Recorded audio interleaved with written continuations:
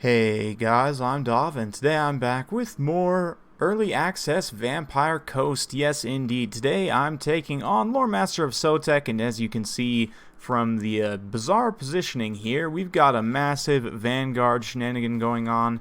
I've taken the Pirates of Sartos specifically in this particular battle because I wanted to try out a massive super secret Vanguard build, so please don't tell anyone. Just kidding.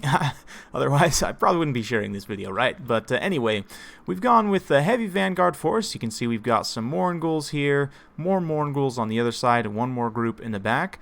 Two Mourngul Haunters supporting the groups on the flanks. A unit of scurvy dogs that is currently learning the meaning of pain with these blasting charges here. They are not long for this world. We've also got 5 Sartosan Free Company. These guys are one of the unique units for the faction. They took out the Axe variant, which I'm honestly a little bit sad about. I know there were some memes about the axe, and some of you guys had said it didn't really look like a pirate axe per se, and I tend to agree with that, but I mean, I like that they added this dual sword variant, and we've also got this pistol variant, more like the standard Empire Free Company, 5 of each in this particular battle. But I do wish that they would add back in the axe variant, because as memey as they were quite useful. And in this particular matchup specifically, if you could go with like a mass vanguard of armor-piercing anti-infantry Free Company, now I mean, granted, they're still not going to be that good, but at the same time, you know, they'll do better than these dual sword variants that generally have pretty poor AP values. Their combat stats are decent. They still have a bonus versus infantry, but not that great of AP. So please, CA, let's just have all 3 variants. Can we not have them all? Is there a reason we can't have all of them? But anyway, so because we've got the 2 Haunters, that does mean I've got a Caster, Lord, Vampire, Fleet Captain, Admiral on foot. I had meant to take her on the Crab, but I guess I forgot to select it. But she does have armor-piercing missiles at the very least. She's just got Soul Blight. I didn't take any other spells. I wanted to sunder the armor so that these non-AP troops could potentially perform better against the Dwarves. In terms of Lore Master of Sotek's army, the Dwarves themselves, led by a High King, Thorgrim Grudgebear. We've got a Runesmith, some Bugman's Rangers, Longbeards. Bugman's Rangers I really like in this matchup. They've got shields, and their regeneration means that they're going to be, in particular, very good at trading against other missile units. So really like that pick in this matchup. He's also got some Iron Drakes. I know you guys are looking forward to watching some zombies get roasted. We've got... too bad I don't have actually that many zombies. We've got Longbeards, more Quarrelers here, more Dwarf Warriors, Miners, pretty standard Dwarf stuff. So let's get it underway as the Sartos and Free Company open fire here, just all across the line, pistols out, and they're going to get roasted and just absolutely taken down by Dwarf Infantry here. We do have the armor sundering up, which is going to help somewhat, you know, as they fire in their pistols. You can see we did a little bit of damage there, but we're going to start to pull the gun line back and put the melee troops in. That being said, the Haunter and his Mourngul squad over on this side just wrecked that unit of miners. We're now going to move over directly onto the Norgrimling's Ironbreakers. Actually, looks like we're going after this other group of miners. The Ironbreakers there, obviously, Norgrimling's Ironbreakers, one of the strongest defensive units in the game with 86 melee defense and a full 90 unit models. These guys are a tough nut to crack, but in the front line, we've got the dual sword infantry. Moving in, we've got the Regiment of Renown Haunters. The reason I'm not a big fan of these guys, they're sort of Regiment of Renown status. They have just superior stats in general. They have better weapon strength, just better melee defense, better everything, to be honest. The issue is that they rampage.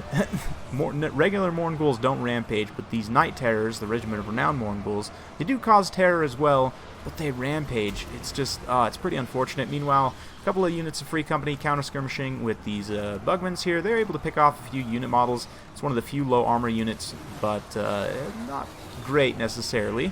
The center line is being broken up pretty nicely, though, by this just Death Star of these Mournguls here, but you can see the Iron Drakes roasting very nicely. Mournguls I don't think are weak to fire, and they do have heavy missile resistance. That's one of the main reasons why they're good in this matchup, because of the stock and Vanguard, plus their missile resistance and their armor-piercing anti-infantry. I mean, they're a no-brainer in this particular matchup. They are very good. You can see Thorgrim striking down one of the Regiment of Renown ones there, and the Haunters, geez, these guys are just huge. I mean, they are like obscenely huge. and they do so much damage. Very, very good here. You can see the Bugman's Rangers definitely taking a beating here. That being said, I probably should have kept these guys occupied on that front line pocket. I just didn't want to continue to take that missile damage. Even with the missile resistance, these guys still don't have the most armor in the world, so it's still not great to take that missile fire if you can avoid it. Meanwhile, starting to kind of kite and fight in the front line a little bit, getting some nice cost-effective trading here with the Sartos and Free Company firing into those Dragonback Slayers there. Slayers are definitely going to be an issue potentially in the late game. Things are not looking great in terms of the balance of power, as a lot of the support, the Sartos and Free Company, just routed off, and that's one of the issues I find. The Sartos and Free Company, they're a fun unit for campaign, but they really don't synergize super well with the rest of the army because they aren't undead and they can rout. Aranessa typically has good enough leadership, and especially if you're keeping her, you know, with your undead troops.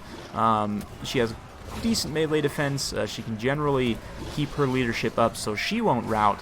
But the Free Company, on the other hand, don't have the best leadership, and so in multiplayer it's going to be a little bit tough to get them to synergize. I do think that this sort of build could work much better if, again, we had that axe variant back in the game, even if they are a bit memey. But yeah, the Iron Drakes here doing some good damage. We're trying as much as possible to keep them from firing.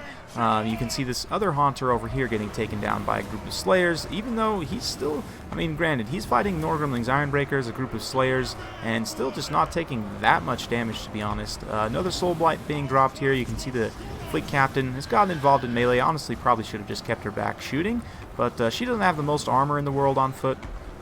70 armor is not too bad, but it's not great at the same time. So, yeah, at the same time, probably shouldn't be dueling Thorgrim in melee, potentially. I mean, she might be able to do some decent damage to him, but we'll see. This Haunter falls, and now we've just got this debilitated unit of Mournguls, and this Haunter that's relatively high health as well. Some regrouped Free Company in the back line, trying to finish off some Longbeards here, and kiting out some Dwarf Warriors in some various pockets. Got some firing into these Dragonback Slayers as well. So you definitely know their grudge is being written about pirates. I mean, humans are, you know, typically allies of the dwarves, but these guys are filthy pirates, right? So definitely no quarter given, and these Slayers gonna go down swinging here. Those Sartos and Free Company will probably be able to finish them off, but those dang Iron Drakes able to get free one more time and just lay down the fire, quite literally, on the Mourngul here, doing a bit of friendly fire as well, but who cares, right? They're just dwarves. I'm sure that comment will earn me some grudges, but yeah, the Fleet Captain Admiral, yeah, the Fleet Admiral, not Fleet Captain, but yeah, she's taking a bunch of damage too now at this point, and that's going to start to tip the balance power towards army losses, so it does look like it's going to be a dwarf victory today, and yeah, that's why I didn't really mind sharing this particular build, because it didn't really work. So the surprise is out of the bag, so you know, if you ever see me on ladder once the patch comes out, you know, in public, and I switch over to the Pirates of Sartosa, just be on alert for some wacky mass Vanguard like this. It maybe could work better against someone like the Skaven, just because they don't have as much armor and as much staying power. Their leadership is obviously not as good, and so the Mournguls would probably just terror out everything away immediately, and you would negate a lot of their artillery advantage. You could potentially also catch out some Skaven Vanguarded units as well. But in this particular matchup, unfortunately, the Sartos and Free Company just don't have the stopping power to really do what I wanted them to. The Mournguls definitely do have the stopping power, and they were able to get some excellent work done, but just not quite enough. They would have had to carry literally the entire army.